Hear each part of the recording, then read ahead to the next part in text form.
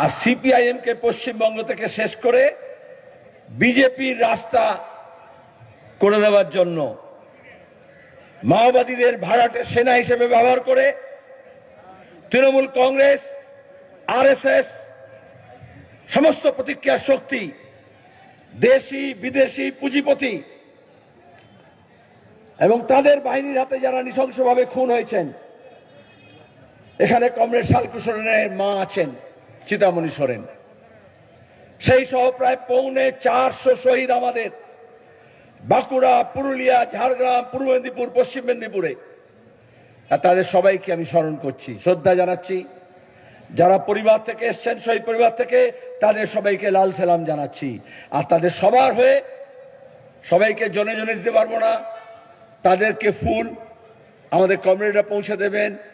আমি আপনাদের সবার তরফ থেকে কমরেড চিতামণি সোরেনকে, শহীদের মা, আমাদের সবার মা, সব শহীদের মা, তাকে ফুল দিয়ে বরণ করে নিচ্ছি।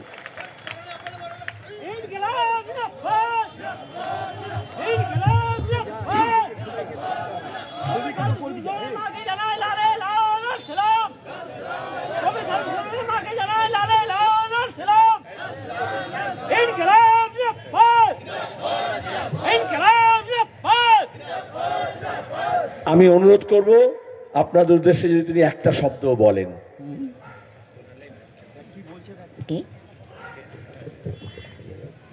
লাল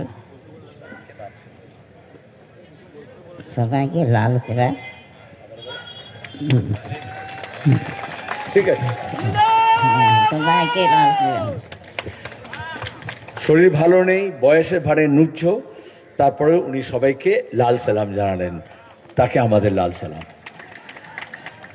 যারা মনে করেছিল শালকু সোরেনদের খুন করে লাল ঝান্ডাকে শেষ করবে, কারা মনে করেছিল মনে আছে? এখন বিজেপির নেতা শুভেন্দু, তখন কিষেনজির কথায় তৃণমূলের যুব সেনাপতি, খানা পিনা দানা পানি একেবারে ফোনে কথার সাক্ষী আছে। কিষেনজির সঙ্গে শুভেন্দু বলছে, দিদি বলে দিয়েছে যা দানা লাগবে, যা পানি লাগবে, যা খানা লাগবে, যা পিনা লাগবে সব আমরা দেব, আমরা তালিকা করে দেবো কাকে কাকে সিপিএম এর খুন করতে হবে, সব ইয়াদ রাখা যায়গা। আর এখন বিজেপি ঝান্ডা নিয়ে বলছে আমি তৃণমূলের বিরুদ্ধে। আগে তো নাক্ষত দেওয়া উচিত ছিল এই মিদনাপুরের মানুষের কাছে আর ঝাড়খণ্ডের মানুষের কাছে। যে আমি ভুল করেছি, অন্যায় করেছি। কি বলেছিল? ওই ভাড়াটে মাওবাদীদের মেশিন গান নিয়ে, ল্যান্ডমাইন নিয়ে বলেছিল বুকে পোস্টাল লাগিয়ে ঘুরতে হবে। এই সৌগত রায়, যে আমি সিপিএম করি না। এখন সেদিন দেরি নেই, কোনো মেশিন গান লাগবে না, শুধু আমাদের স্লোগানের ভয়ে ওই তৃণমূলকে বলতে হবে আমি তৃণমূল করি না।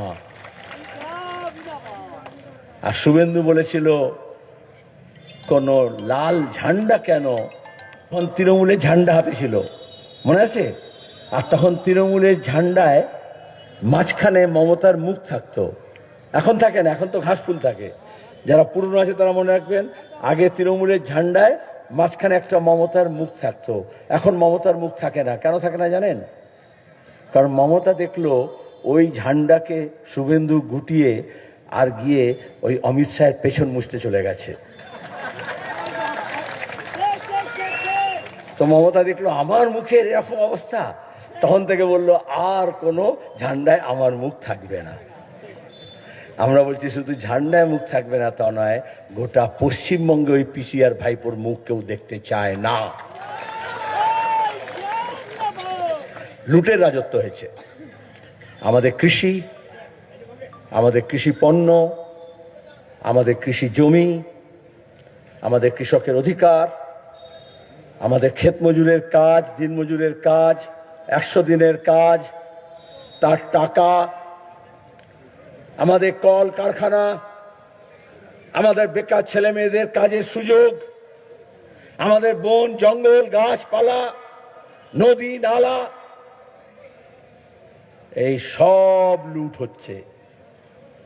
এই লুটটা করার জন্যই লুটেরার দল, যারা গোটা পৃথিবীর সব সম্পদ আহরণ করছে। দেখছেন না, কদিন আগে ট্রাম্প বলল ভেনেজুয়েলার তেল আমার, তারপরে বলছে গ্রিনল্যান্ডের নিচে যে সমস্ত মাটি আছে আর খনিজ সম্পদ আছে সেসব তার। এই পুঁজিপতিরা এত টাকার পাহাড় জমিয়েছে গোটা বিশ্বে, এই আদানি আম্বানির দল, তারা মনে করে সবকিছু তাদের। আর এই লুটের বিরুদ্ধে লড়তে পারে লাল ঝান্ডা, এই জন্য সব লুটেরার দালাল একসঙ্গে হয়েছিল। মনে আছে, এই বুদ্ধিজীবীদের কথা বললো, তারা তো সব ভাড়ায় পাওয়া যাচ্ছিল তাদের মুখ, কিন্তু বিজেপি, তৃণমূল, জামিয়াত উলামা হিন্দ, জামাত ইসলামী, এসইউসি, নকশাল, মাওবাদী, এমনকি কংগ্রেস, সব শিয়ালের একরা হয়েছিল না? সবাই মিলে বলেছিল লাল হটাও দেশ বাঁচাও। লাল হটেছে কিন্তু দেশ বাঁচেনি, তাই দেশকে যদি বাঁচাতে হয় আবার এই লাল ঝান্ডাকে মজবুত করতে হবে। আর লাল ঝান্ডাকে মজবুত করা মানে দু হাতে হাততালি দেওয়া নয়। ওই ঝান্ডার পেছনে যে ডান্ডাটা আছে ওটা কঞ্চি নয়, ওটাকে মোটা বাঁশ, ওটা মোটা লাঠি তৈরি করতে হবে। আর কোনো নেতা নেত্রী, কোনো মেম্বার, কোনো প্রধান, কোনো উপপ্রধান, কোনো কাউন্সিলর, কোনো চেয়ারম্যান কারুর পায়ে তেল লাগাতে হবে না। নিজের হক আদায় করতে হলে ওই ঝান্ডার ডান্ডাতে একটু তেল মাখিয়ে রাখবেন, আর তাতেই কাজ হয়ে যাবে। যারা মনে করেছিল, ওখানে তালিকা আছে, প্রায় প্রত্যেক দিন কেউ না কেউ খুন হয়েছে। আজকে 27শে জানুয়ারি কার্তিক হাসদা খুন হয়েছিল, এরকম একটা 27শে জানুয়ারি। 28শে জানুয়ারি গোপীবল্লভপুরে বুদিরাম হেমব্রম খুন হয়েছিলেন। আমরা আমাদের কমরেডদের হারিয়েছি, কিন্তু তাদেরকে ভুলিনি, কোনোদিন ভুলবো না। আমরা শুধু স্লোগান দিই না যে শহীদের রক্ত হবে না কো ব্যর্থ, আমাদের প্রমাণ করে দিতে হবে আন্দোলন সংগ্রামের মধ্য দিয়ে যে শহীদের রক্ত ব্যর্থ হয়নি, ব্যর্থ হতে পারে না। আমাদের কাজের দাবি, নতুন প্রজন্মের ছেলে মেয়েদের ভবিষ্যৎ নষ্ট হয়ে গিয়েছে। স্কুলে নিয়োগে দুর্নীতি হচ্ছে, মন্ত্রীরা কারি কারি টাকা কামাচ্ছে, খাটের তলা থেকে টাকা বেরোচ্ছে, আর বান্ধবীদের ফ্ল্যাট থেকে টাকা বেরোচ্ছে। 100 দিনের কাজ চৌপাট, যাদের কার্ড আছে তাদের কাজ নেই, যাদের কাজ হয়েছে তাদের টাকা নেই। আবাস যোজনার টাকা লুট করেছে, স্কুলগুলো বন্ধ হয়ে যাচ্ছে। শুনলেন প্রদীপের কাছে ওই নেতাই ছেলে মেয়েরা কদিন আগে বলল আমাদের স্কুলে মাস্টার দাও। ঠিক কথা বলেছেন, ওইখান থেকে বলছে মমতা হটাও। হটবে এমনি চিরদিনটা কভু যায় না, কিন্তু আমরা চাইলেই তো হটবে না, তার জন্য লড়াই করতে হবে। আজকে মাওবাদীদের বুঝতে হবে, আজকে নকশালপন্থীদের বুঝতে হবে,